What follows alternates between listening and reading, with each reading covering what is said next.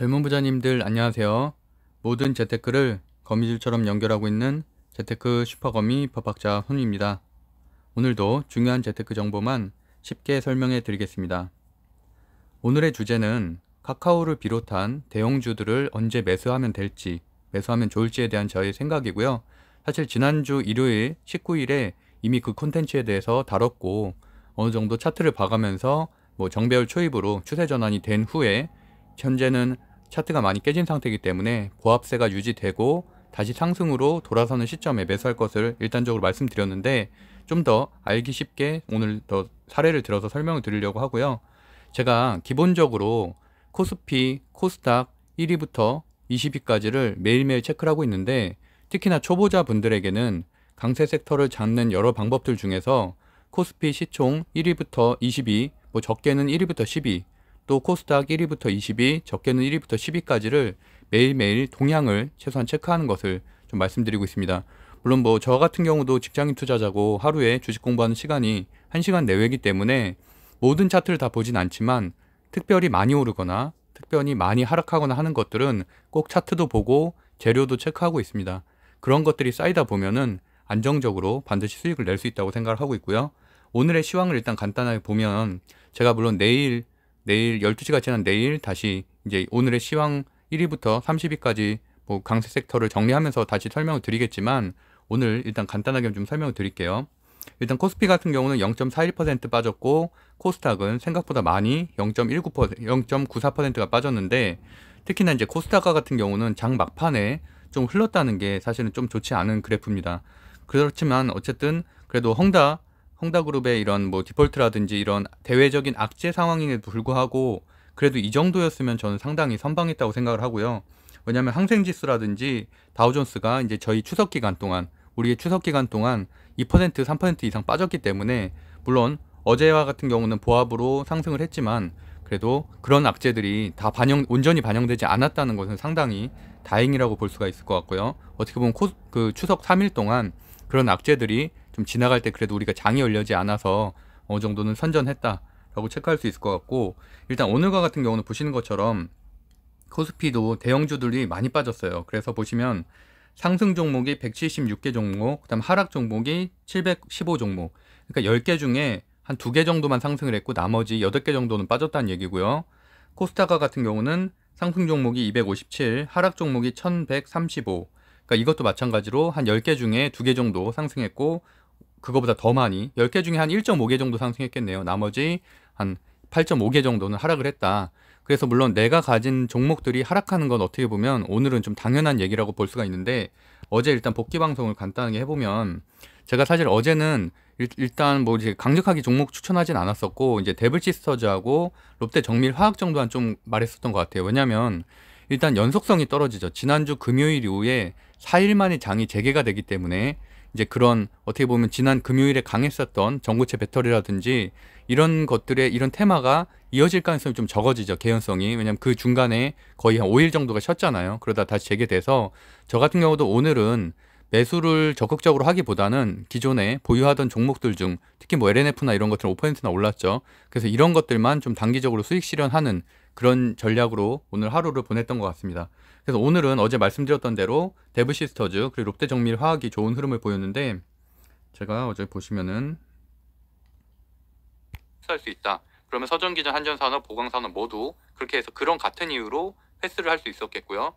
데블시스터즈나 반대로 데블시스터즈 같은 거 보면은 상당히 좋은 흐름을 보였죠. 이날도 보면은 장초부터 이렇게 상승하기 시작해서 쭉 그러니까 천천히 올라가는 패턴으로 한 18%까지 수익을 낼 수가 있었고, 마찬가지로 CIS도 좋은 흐름을 보였었죠.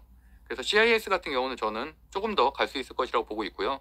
아직 상승률이 제가 이따가 9월 셋째 주 상승률에서도 말씀드리겠지만, 한 번 더 눌러준다면 그때는 저도 추가 매수를 좀 할 계획을 가지고 있습니다. 여전히 재료는 좀 더 갈 수 있는 재료라고 생각을 해서 어쨌든 좋고, 한라홀딩스나 롯데정밀화학도 괜찮다고 말씀드렸고, 오히려 롯데정밀화학처럼 이렇게 하루 이틀 또 눌러줄 때가 더 추가적인 매수를 할 수 있는 기회죠. 물론 월봉으로 보면은 많이 오르긴 했지만 재료 자체가 워낙 좋기 때문에 괜찮다고 보고 있습니다. 한 30% 정도 상승을 했죠. 네, 그래서 오히려 이렇게 롯데정밀화학, 그래서 제가 데블시스터즈하고 롯데정밀화학을 뒷부분에 다시 설명을 재차 드리면서 이제 오늘 추가적인 상승할 여력이 있다라고 말씀드렸는데, 롯데정밀 같은 경우는 말씀드렸던 대로 차트상 이렇게 3, 4일씩 밀리지 않으면서 눌려주는 게 중요하죠. 하락하면서 조정을 줄 수도 있는데, 왜냐하면 단기 급등을 했기 때문에 하락하면서 조정을 줄 수도 있는, 그럼 과거에는 뭐 그런 패턴들이 있었죠. 이렇게 단기 급등을 한 후에 하락으로 이렇게 한동안 거의 한 달 반 이상을 이렇게 하락을 하면서 조정을 줬는데, 이번에는 굉장히 강하게 상승을 했음에도 불구하고 밀리지 않았죠. 밀리지 않고 있다가 오늘 다시 한번 이렇게 3%대 상승하는 좋은 흐름을 보여줬습니다. 그래서 이런 종목들이 이제 들어가기 좋다고 말씀드렸었고, 그런 의미에 있어서는 그러니까 지난주 금요일 추천 종목들 중에서는 CIS 같은 경우도 비슷한 흐름을 보이고 있죠. CIS 같은 경우는 저도 그래서 오늘 좀 신규 매수를 조금 했는데, 물론 지금 시외가 같은 경우는 좀 하락은 하긴 했지만 하루 이틀 더 눌러주더라도 추가적으로 좀 상승할 여력이 충분히 있다고 생각을 해서 일단 매수를 했고요. 그리고 이제 오늘자 내용을 좀 볼게요.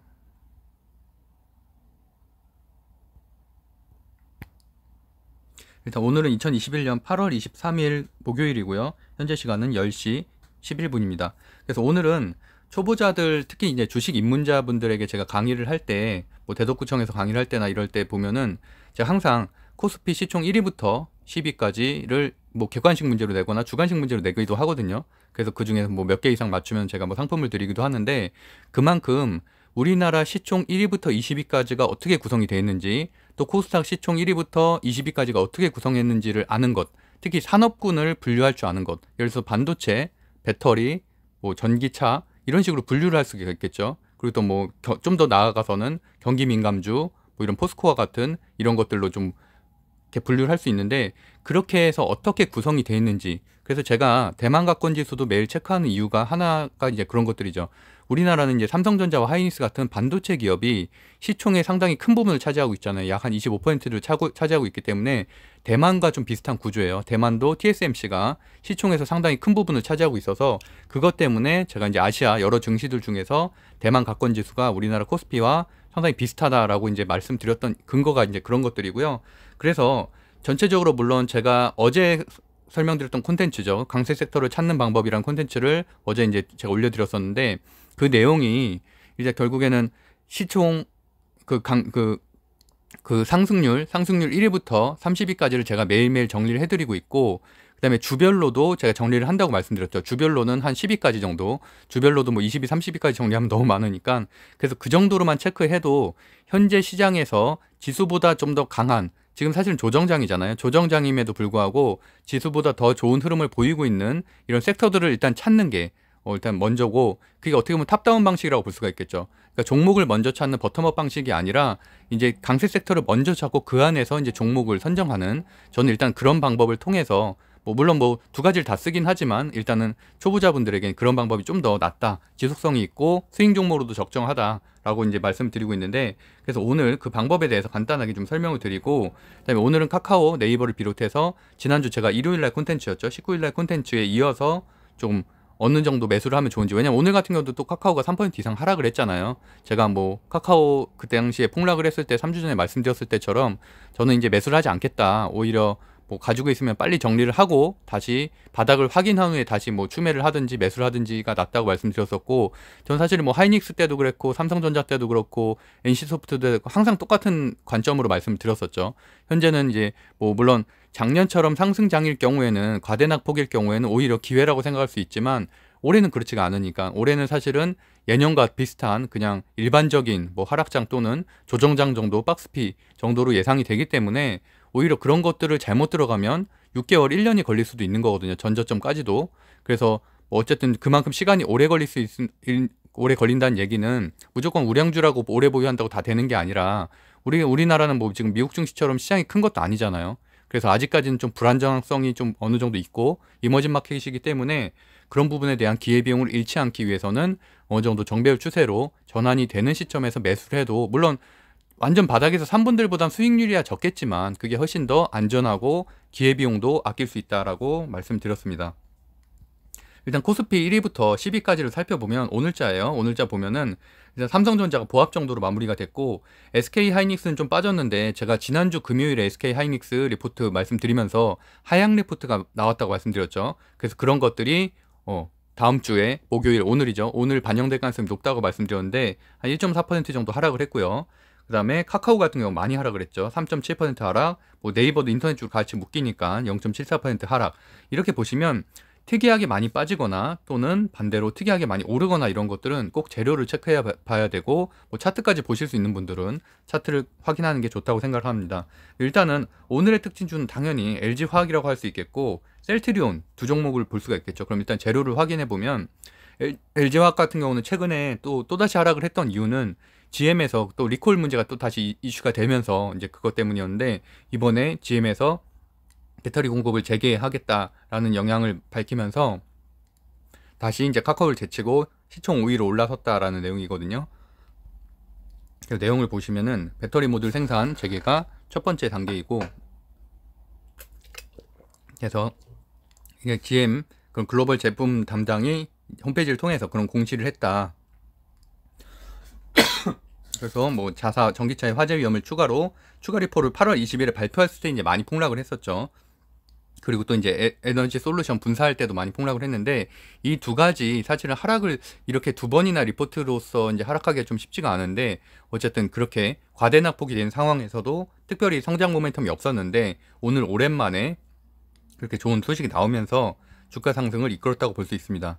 거기다 이제 또 종가가 시장이 종료되고 나서 이런 소식이 나왔는데, 뭐 필름 사업부 중국 투자에 이제 좀 팔았다 이런 것들인데, 이런 것들은 아무래도 OLED라든지 배터리라든지 최근에 조금 더 그 공을 들이고 있는 부분에 주력을 하겠다는 거니까, 사실은 LG 같은 경우는 LG전자가 이제 전장 사업부 스마트폰 사업을 정리하고 전장 사업에 이제 집중을 하겠다고 한 것처럼 어떻게 보면은 조금 그 선별을 하는 과정이죠. 그 안에서도 계열사 안에서도 뭐 좀 정리를 하던가, 아니면 또 이 안에서 사업 영역을 정리하는 거기 때문에 상당히 뭐 이런 부분도 긍정적이라고 볼 수가 있겠고요. 셀트리온과 같은 경우는 진단 키트 이걸로 이제 오늘 그 782억 그래서 진단 키트 수주가 이제 어제 뉴스로 많이 나왔죠. 그러면서 이제 연휴가 끝나고 나서 오늘자로 이제 아침부터 장초의 강하게 흐름으로 반영이 됐는데, 뭐 내용은 이렇죠. 내용은 이런데, 일단은 진단 키트 관련된 것들 뭐 이런 게 공급됐다 이걸로 끝나는 게 아니라 더 중요한 건 이거거든요. 아메리칸 액트라고 미국산 우선 구매법이라고 이제 이런 것들 하에서 그 해당 법이 이제 미국 제품이나 이런 미국 생산 제품에 가산점을 부여하는, 어떻게 보면 약간 예전에 이제 트럼프가 했었던 아메리칸 퍼스트라든지 이런 어떻게 보면 미국 내 자사를 좀 더 우대하는 내수 시장을 활성화시키기 위한 이런 법이 현재 시행되고 있는 가운데서도 어쨌든 타국에 있는 나라의 그런 진독 진단 키트를 가장 많이 수주를 했다는 게 어떻게 보면 굉장히 고무적인 일이라고 할 수가 있겠고, 내용에서도 보면은 조금 뭐 상당히 이례적이다라는 내용이 여기 써 있죠. 최대 규모로 뭐 계약을 따낸 사례는 매우 이례적이다라고 써놨습니다. 그래서 이런 것들이 이제 뭐 최근에 셀트리온이 이제 시각처에서도 레키노라가 이제 승인을 받고 그래서 좀 모멘텀이 있었던 가운데 또 이런 좋은 소식이 나오면서 추가적인 상승을 이끌었고요. 거기다 이제 또 오늘 4시 25분에 공시가 난 게 장 종료되고 공시가 났는데, 뭐 큰 건 아니지만 그래도 보시면은 편두통 치료제 그 원료의약품 위탁 생산을 하기로 했다. 그래서 이렇게 393억 원짜리 또 호재도 뭐 일정 부분 발생해서, 내일은 그래도 오늘 워낙 상승률이 높았기 때문에 어느 정도 조정을 받을 가능성이 높지만, 그래도 이런 재료들이 지속적으로 나온다는 거는 상당히 뭐 차트에도 좋은 긍정적인 영향이고, 셀트리온과 같은 경우도 이제 차트가 정배열로 조금씩 변환되려고 지금 수렴을 하고 있는 구간이었거든요. 그렇게 이런 데서 조금 좋은 것들이 나오니까 상당히 좋은 흐름이라고 볼 수가 있겠죠. 그래서 오늘 같은 경우는 5일선, 21선 모두 올라서는 큰 양봉이, 특히나 셀트리온 제약에는 그렇게 큰 장대 양봉이 나와서 앞으로가 좀 더 기대된다고 할 수가 있을 것 같습니다. 그래서 보면은 코스닥 시총 1위부터 10위 기업들 중에서는 눈에 띄는 거는 셀트리온 헬스케어 그리고 셀트리온 제약이 있겠고요. 그 다음에 제가 계속 강조를 하고 있는 에코프로비엠, LNF, 그러니까 배터리 강세 섹터죠. 제가 이제 배터리랑 이제 수소를 지금 현재 강세 섹터로 가장 원픽으로 뽑으면 이 두 가지를 말씀드리고 있는데, 이제 거기다가 추가적으로 CJ ENM까지 오늘 오랜만에 큰 상승을 했는데, CJ ENM 같은 경우는 오징어 게임 때문이죠. 오징어 게임이 저도 이제 지난 주말에 한 4편 정도로 봤는데, 뭐 보신 분들도 있겠지만 넷플릭스를 보신 분들은 잘 알 거예요. 그 이정재 씨가 이제 주연으로 한 그 어떻게 보면 좀 한국 영화 치고는, 한국의 이런 영화 치고는 상당히 조금 뭐라고 해야 되나, 좀 획기적이고 좀 자극적인 그 소재로 어쨌든 넷플릭스에선 수위 제한을 두지 않는다고 하다 보니까 이제 그런 것들이 좀 흥행을 이뤘고, 지금 현재 제가 알기로는 미국 시장에서 지금 1위, 넷플릭스 1위 최초로 우리나라 콘텐츠 중에서 최초로 차지했잖아요. 그래서 이것들 때문에 이제 미디어 콘텐츠 주들까지 순환매로 돌면서 오늘은 이제 버킷 스튜디오나 이런 것들이 상한가를 갖고 나머지 관련된 주들, 그다음에 뭐 쇼박스라든지 이런 데들까지도 큰 상승을 했다라고 이제 해석을 할 수 있을 것 같습니다. 그래서 보시면은 아까 코스피 1위부터 10위까지 중에서 일단 눈에 띄는 것들 두 개를 뭐 LG화학이랑 셀트리온에 대한 재료를 제가 체크를 했고요. 반대로 빠지는 것들에 대한 차트라든지 뭐 재료들도 급락하는 것들이 있었다면 좀 확인을 해야 되고, 아무래도 카카오 같은 경우는 국감 때문에 빠진 거죠. 국감이 이제 좀 있으면 열리는데 거기에서 뭐 추가적으로 조금 제한이라든지 이런 뭐 증인 채택이라든지 이런 것들이 좀 이루어질 가능성이 있기 때문에 그거에 대한 우려감으로 좀 빠졌다고 볼 수가 있겠고, 반대로 여기도 뭐 셀트리온 같은 경우는 이제 개별 재료로 뜬 거고, 에코프로비엠이나 LNF 같은 경우는 여전히 배터리가 강세다라는 것을 확인할 수 있는 이런 것들만 시총 1위부터 10위까지만 체크해도 그런 것들이 강세라는 것들을 알 수가 있겠죠. 그래서 추가적으로 CJ ENM은 이제 이런 오징어 게임과 같은 오랜만에 이제 좋은 소식이 나오면서 미디어주라든지 이런 콘텐츠 주에 전반적으로 좋은 영향을 미치는 이런 호재가 발생했다라고 볼 수 있을 것 같고요. 오늘은 아시다시피 이제 항공주들이 상당히 큰 상승을 했잖아요. 그래서 제가 한 3주 전부터 계속 이제 위드 코로나 관련된 주를 꼭 하나 이상은 보유를 해야 된다고 말씀드렸는데, 대한항공도 4% 상승을 했고, 아시아나는 거의 한 14% 상승했나요? 그렇게 굉장히 크게 상승을 했죠. 제가 그 당시에 대한항공, 아시아나항공, 그다음에 CGV 뭐 이런 것들을 좀 추천을 드렸었죠. CGV 같은 경우는 오히려 오늘 좀 눌려줬지만 지금 미국 내에서도 지금 영화 같은 것들이 계속 재개가 되고, 이번에 이제 영화 관련된 쿠폰들도 지금 나온다고 하잖아요. 그래서 오히려 뭐 CGV 같은 거 최근에 많이 상승을 해서 오늘 눌려줬지만 추가적인 상승할 가능성이 있다. 이렇게 뭐 뉴스 같은 경우도 좀 체크를 하시면서 보시면 좋을 것 같습니다. 그러면은 대형주 상승은 언제쯤 이뤄질까? 뭐 카카오라든지 네이버라든지 제가 지난 19일에 다뤘었던 것들을 중심으로 좀 말씀드리면은, 일단 삼성전자, SK하이닉스, 카카오, LG전자, 그러니까 지난 19일부터 오늘자까지의 리포트들은 모두 다 하향 조정됐어요. 그러니까 사실은 제가 말씀드렸던 대로 결국에는 수급이 들어와야지만 상승을 한다고 말씀드렸죠. 제가 뭐 재무제표보다 또 이런 재료, 다양한 것들이 요소들이 있는데 차트도 있고요. 그 중에서 가장 중요한 건 수급이라고 저는 이제 주장을 하고 있는데, 수급이 들어올 만한 요인이 하나의 재료라든지 아니면 실적이 될 수 있겠죠. 실적은 재무제표에서 나오는 거고, 근데 두 가지 다 3분기 실적 발표 시즌이 다가왔는데 사실은 어닝 서프라이즈가 기대된다면 사실 벌써 이제 증권사 리포트에서 나왔을 거예요. 근데 그런 것들이 4개 다 아무것도 나오지 않고 있어요. 물론 뭐 카카오 같은 경우 영업이익률은 좋긴 하지만 그래도 이 지금 현재 악재를 이겨낼 만한 그런 뭐 대형 호재는 아니고, 그러다 보면은 뭐 M&A라든지 뭔가 조금 자극적인 그런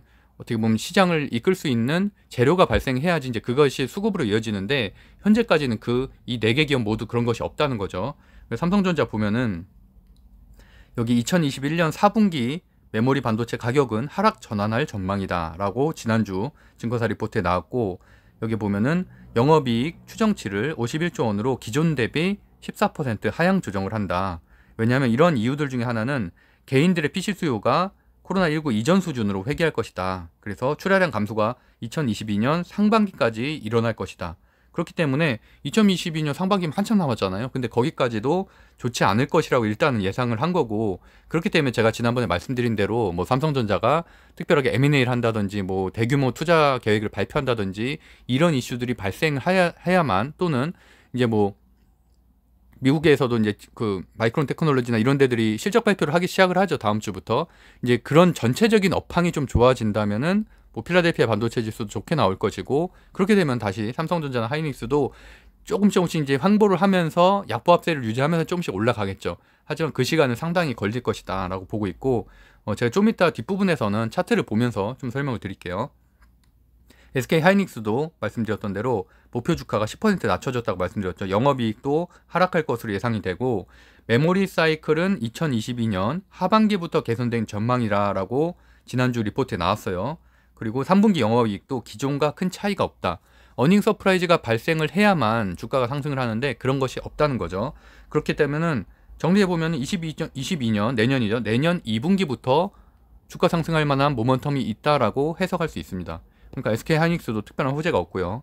카카오 같은 경우도 뭐 지난주 제가 소개해주셨던 9월 17일자 금요일자 리포트인데 여기도 보시면은 규제 리스크에 대해서 말씀드렸었고, 그러면은 뭐 카카오 모빌리티라든지 상장을 준비하는 것들, 카카오페이도 그렇고요. 그런 것에 악영향을 미칠 수밖에 없고, 일단은 국정감사는 최소한 지나야 어느 정도 지속적인 상승, 안정적으로 상승할 가능성이 있다. 아직까지는 국정감사에서 뭐가 터질지 모르니까 그런 부분이 오늘도 3%나 하락하는 악재를 이끌었다라고 보실 수 있을 것 같고요.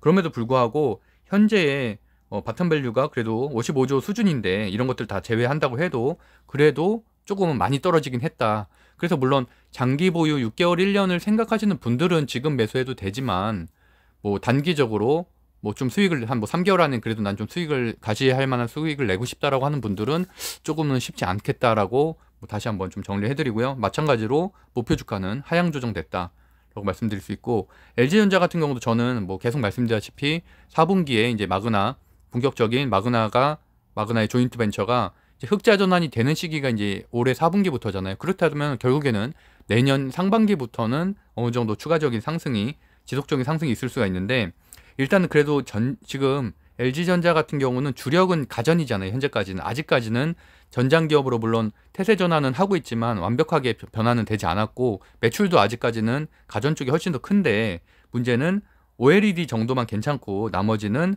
뭐 LED나 이런 데는 여전히 좀 약하다. LCD TV 출하량 감소 때문에 결국에는 좀 3, 4분기에 실적이 좀 아쉽다라는 내용이 있죠. 그래서 목표 주가가 하향 조정됐고, 오늘 같은 경우도 뭐 LG전자는 보합 정도로 버티긴 했지만 여전히 좀 주가 흐름은 좀 약하고, 여기에 써 있는 것처럼 단기 기대감은 뭐 전장 사업 정도라고 볼 수가 있겠죠. 근데 애플카 이슈 때 제가 그때 차트를 보여드린 것처럼 급등을 했지만 다시 다 소멸이 됐어요. 그 전 주가로 다시 떨어졌거든요.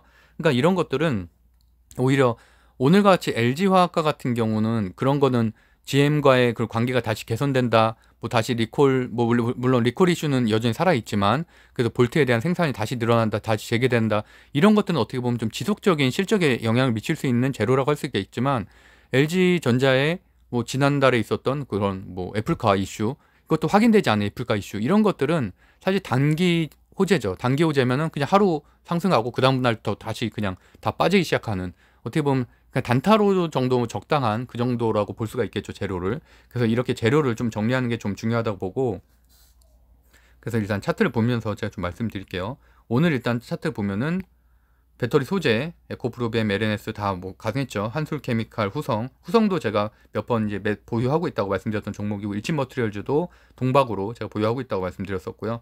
오늘도 좋은 흐름. 현대차 수소 관련된 주식들도 뭐 롯데정밀화, 코롱인더, 상하프론테크 다 괜찮게 잘 버텼다.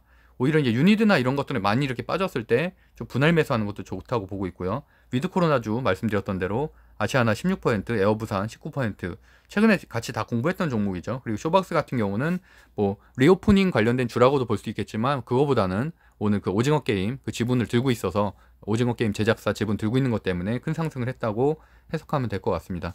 그래서 그 지난번에 설명드렸던 게 이거죠. 이제 과대납폭 대형주들만 제가 따로 정리를 해놨는데, 오늘은 LG화학이 이제 이렇게 큰 상승을 했고, 그래서 제가 지난번에 보여드렸던 게 일단 카카오 그래프 일단 먼저 보시면요. 제가 법학자 훈우님 뭐 매매법 이런 식으로 치면 아마 제가 지난번에 올렸었던 콘텐츠들이 좀 나올 거예요. 여기도 보시면은 제가 항상 저는 대형주는 21선 기준으로 매수 매도를 한다고 말씀드렸었고요. 보면은 여기가 5일선 20일, 60일, 120이잖아요. 근데 이거는 그 정배열이라고 하는 거는 제가 뭐 다들 아시겠지만 5일선이 맨 위, 그리고 21선이 두 번째, 61선이 세 번째, 121선이 네 번째, 이런 형태여야 되는데, 지금 이 빨간색 5일선 빨간색이 어디 있어요? 여기 있죠. 제일 아래로 있죠. 반대로 이렇게 돼야지 정배열인데 5일선이 가장 처박혀 있다는 얘기는 역배열이라는 거죠. 그리고 21선 여기 있죠. 그리고 61선 여기, 121선 여기. 그러니까 결국에는 이게 그거잖아요. 5일 이동평균선, 20일 이동평균선, 60일 이동평균선. 그 말은 5일 이동평균선과 121선 평균선은 굉장히 빠르게 변동을 하죠. 왜냐하면 그 5일 동안의 평균이고 20일 동안의 평균이기 때문에, 사실은 21선마저도 아직까지는 이 대형 악재들을 반영하지 다 않은 거예요. 왜냐면 이만큼 떨어졌기 때문에 사실은 더 이렇게 아래로 내려갈 거죠. 이 가격 자체가 너무 내려갔기 때문에, 평균 가격이기 때문에. 근데 반대로 60일 이동평균선이나 120일 평균선은 아직까지는 그 전에 워낙 상승률이 좋았기 때문에 여전히 이렇게 유지를 하고 있다는 얘기죠. 이 말은 제가 메모장에다 한번 써볼까요? 일단은 그래서 보시면은 저희 그림판이 없어서 좀 불편하긴 한데, 일단 흐름이 그러면 어떻게 되겠냐면 결국에는 이게 지금 121선이고요 이게 61선이죠. 그럼 이거는 계속 이렇게 휘어지겠죠. 점점 이렇게 떨어지겠고, 그 다음에 60일도 마찬가지로 이거죠. 이거면은 점점점 이렇게 하락을 하겠죠. 그리고 5일 이동평균선은 이제 지금 단기약재는 반응을 했으니까 이제 어느 정도 보합을 하거나 상승을 할 거잖아요. 그렇기 때문에 마찬가지로 그려본다면은 뭐 이런 식으로 조금씩 이제 올라가겠고요. 이런 식으로. 그리고 20일 이동평균선도 지금 현재는 한 이 정도인데 이것도 마찬가지로 횡보를 하면서 조금 하락을 하겠죠. 그렇게 하다 보면은 결국에는 5일선이 가장 올라가고 21선이 두 번째, 그 다음에 61선이 세 번째, 120선이 네 번째가 되는 차트가 생기는데, 이런 것들도 결국에는 큰 이슈가 있으면 뭐 단기적으로 좀 그걸 뚫고서 넘어가겠지만, 그게 아니라면 결국에는 이 네 가지 선이 이렇게 수렴을 거친 후에 다시 이제 이렇게 된다는 얘기죠. 그런 차트를 제가 최근에 있었던 종목들 중에 한번 보여드릴게요. 최근에 추세 전환이 된 종목들이, 일단 LG전자 같은 경우 보면은 말씀드렸던 대로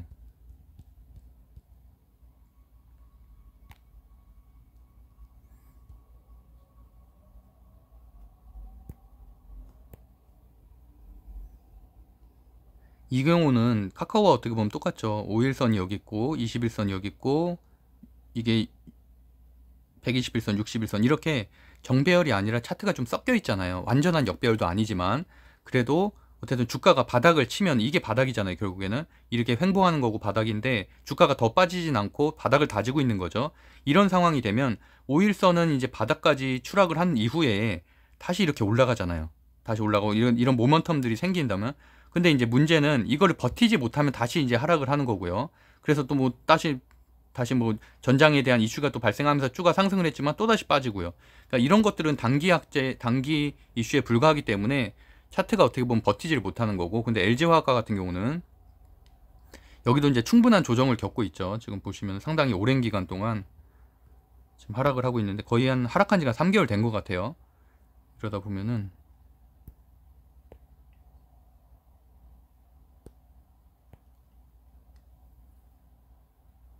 여기도 이 5일선이 가장 아래에 있고 21선이 아래에 있고 61선, 121선 이때가 완전히 역배열이죠. 역배열. 완전 역배열인데 이 흐름이 계속 지금 바닥을 다지는 기간이 좀 길어지잖아요. 길어지고 여기에서도 뭔지 모르겠지만 좀 모멘텀이 있었죠. 상승하는 모멘텀.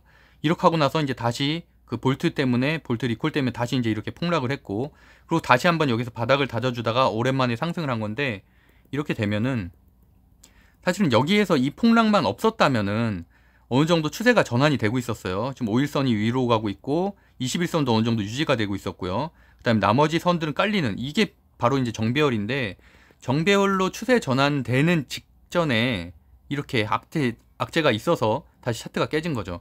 하지만 다시 이렇게 쌍바닥을 다지면서 다시 한번 추세 전환을 조금 기다리고 있었다. 그래서 보시면은 여기가 지금 5일선이고요. 저기 21선, 그다음에 나머지 한참 남았죠. 그러니까 걔네 여기도 똑같아요. 나머지 얘네가 한참 떨어져야 돼요. 앞으로 한참 떨어지고 그 다음에 얘네는 다시 올라가겠죠. 5일선하고, 제가 이거 그림이 잘 안 그려지는데 5일선이 지금 빨간색이니까 5일선 한번 그려볼게요. 이걸로 지금 단기약재를 넘어섰잖아요. 그렇게 되면은 이거는 5일 동안의 평균이잖아요. 근데 오늘 8%나 상승이 나왔잖아요. 그럼 8%나 상승이란 얘기는 그 다음날 뭐 1%, 1% 이렇게 상승을 한다고 해도 8%가 워낙 크잖아요. 5일 동안의 평균 가격을 올리는 거기 때문에 5일선이 이렇게 치솟게 되겠죠. 위로 치솟게 되겠고, 21선도 그래도 8%라는 큰 상승이 있었기 때문에 어느 정도 보합으로 유지만 된다면 평균적으로 20일 평균 동안의 상승률 또는 하락률 플러스 8%가 되는 거잖아요. 그러니까 21선의 평균도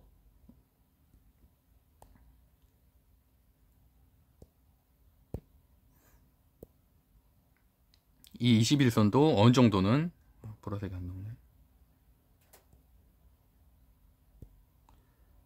21선 현재는 한 이 정도 되지만 이런 것들도 이제 천천히 이제 이렇게 올라가겠다. 그리고 나머지 이 파란색과 뭐 제가 이제 60일과 120일선으로 설정해 놓은 것들은 천천히 가겠죠. 천천히 하락을 하고 이제 아직까지는 여기 바닥까지 안 올랐으니까 얘네가 이제 먼저 올라가는 방법밖에 없죠. 그렇게 되면은 이제 이게 정배열 초입이 되는 거죠. 5일선, 21선, 61선, 121선. 이게 제가 뭐 메모장이나 이런 걸로 설명을 드리면 좀 더 나을 텐데 어쨌든 제가 MTS로만 제가 강의를 항상 하다 보니까 좀 이렇게 뭐 좀 이해가 안 되실 수도 있겠는데 그래도 저는 저 나름대로는 최대한 좀 쉽게 설명드린다고 한 거예요. 그리고 뭐 하나 정도만 더 볼까요? 다음 거 카카오, 뭐 네이버 정도는 조금 낫죠. 그나마 상황이 보시면은 여기도 그래도 좀 모멘텀이 좀 필요한 것 같아요. 보시면은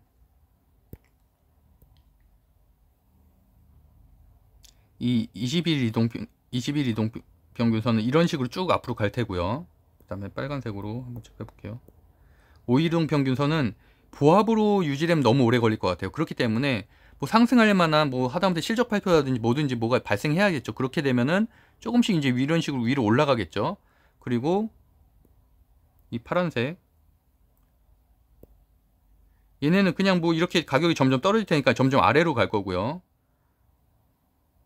그렇게 하다 보면은 결국에는 이것도 마찬가지로 60일과 121선 121선 여기 있네요. 120선 어차피 맨 밑에 깔려 있네요. 그러니까 61선이 더 아래로 떨어질 거고 5일선이 단기 뭐 실적 발표라든지 호재가 발생하면 이게 점점점 올라갈 거고요. 그리고 21선 아까 보라색으로 제가 체크를 했던 21선이 앞으로 쭉 갈 거기 때문에 이렇게 되면은 마찬가지로 21선은 앞으로 쭉 갈 것이고 그 다음에 빨간색으로 체크했던 5일선이 뭐 호재가 있으면 점점 이런 식으로 올라갈 거고요. 그 다음에 61선이 현재 이거죠. 61선도 가격이 점점 빠졌기 때문에 점점 이런 식으로 내려갈 거고 121선은 여전히 완전 아래 깔려 있으니까 지금 120선 이거죠. 120선 이렇게 가니까 이런 식으로 가겠죠. 이렇게 되면은 5일선이 맨 위로 올라가고 21선, 61선, 121선 이렇게 되는 게 이제 추세 전환이라는 거예요. 역배열이어서 역배열 또는 완전 역배열인 경우도 있고 아니면 차트가 뭐 5일선, 21선 있고 그러니까 어쨌든 5일, 20일, 60일, 120일선 순서가 아닌 것들 이게 이제 역배열인 거거든요. 근데 결국엔 이렇게 정배열로 추세가 변환되는 시점 근데 이런 것들은 단기적으로 강력한 호재가 한 두세 개 정도만 나와준다면 뭐 진짜 20% 이상 상승을 한다면 뭐 정말 60일, 120일선 높고 이격을 굉장히 넓히면서 상승할 수 있겠지만 그럴 가능성은 상당히 적고 특히나 이런 대형주들은 그렇기 때문에 상당히 오랜 기간 동안 횡보를 하면서 서서히 올라가는 방법밖에 없다 현재로선. 그래서 뭐 LG화학이나 이런 경우는 뭐 이미 아까 말씀드렸던 대로 한번 기회가 있었잖아요. 그 정배열로 추세가 변환되는 기회가 있었는데 이제 사실 그때 단기 약재만 이 볼트 이것만 나오지 않았었으면 상당히 좋았을 텐데 이게 나오는 바람에 어쨌든 시간이 상당히 오래 걸리게 된 거죠. 이것만 안 나섰으면 진짜 딱 바로 이제 그러고 나서 한 1, 2주만 지나면은 정배열로 추세가 전환되는 시점이었거든요. 이때 상승률이 상당히 좋았었잖아요. 근데 이제 이것 때문에 하락분을 이만큼 먹어서 사실 그것 때문에 또 그만큼 시간이 오래 길어지게 된 거죠. 그래서 현재 뭐 8% 상승한 것은 참 좋지만 장기 보유하시는 사람들 입장에서는 사실은 뭐 8% 상승을 해도 LG전자처럼 다시 빠진다면 뭐 아무 의미가 없는 거니까 내가 뭐 수익을 낸 게 아니잖아요. 그렇기 때문에 이런 것들은 사실은 뭐 저점에서 잡으신 분들이야 8% 5%든 뭐 수익을 내도 매도하고 그렇게 마무리할 수가 있겠지만 결국에는 고점에서 물리신 분들은 사실 오늘의 8% 상승이 물론 이게 이제 추세 전환까지는 아니니까 물론 좋은 소식이긴 하지만 이거보다는 좀 지속적으로 좀 상승을 하는 게 1, 2%라도 좀 천천히 상승을 하면서 역배열에서 정배열로 추세 전환되는 게 좀 더 이상적이고 그리고 제가 생각하는 매수 시점은 그 이격이 어느 정도 좁혀져서 이제 전환되기 직전, 전환될 때쯤 또는 전환된 거 확인한 후에 매수하는 게 가장 기회비용을 절약하고 수익도 큰 수익을 낼 수 있는 물론 뭐 더 저점에서 바닥에서 잡은 분보다는 수익률이 적겠지만 그분들은 2달, 3달 더 기다린 거잖아요. 그러니까 그런 분들은 당연히 2-3달 더 기다린 만큼 수익을 더 가져가야죠. 근데 우리는 좀 더 안정적으로 추세 전환이 된 시점에 하다못해 매수를 하건 물타기를 하는 게 더 낫다고 생각하고 있습니다. 제가 오늘 오랜만에 방송을 설명을 하다 보니까 되게 길어지긴 했는데, 제가 어차피 이번 주 일요일에 다시 그 강의를 또 하거든요. 그 재테크 강의를 라이브로 하니까 그때 한번 다시 차트 부분에 대해서 좀 더 설명하기 쉽게 제가 PC 버전으로 가져와서 좀 이렇게 그려보도록 하겠습니다. 네, 구독과 좋아요는 사랑입니다. 오늘 방송은 이 정도로 마치도록 하고요. 상승률 1위부터 30위까지랑 내일 강세 섹터 정하는 것들은 내일 12시 지나고 나서 아침 전에 방송을 올리도록 하겠습니다. 제가 운영하고 있는 네이버 카페 젊은 부자들에서 10월달 재테크 스터디를 모집하고 있으니까 관심 있는 분들은 네이버에서 검색하시면 될 것 같습니다. 오늘도 행복한 하루 보내세요. 감사합니다.